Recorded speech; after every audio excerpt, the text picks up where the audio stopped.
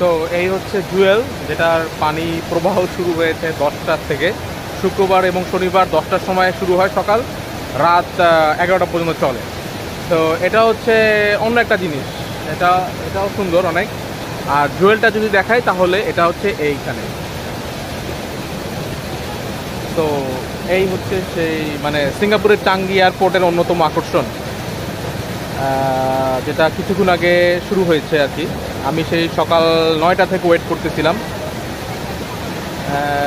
Everything is nice. আসলে এটা natural, মানে কৃত্রিমভাবে তৈরি, কিন্তু জিনিসটা আসলেই অসাধারণ, অসাধারণ একটা জিনিস।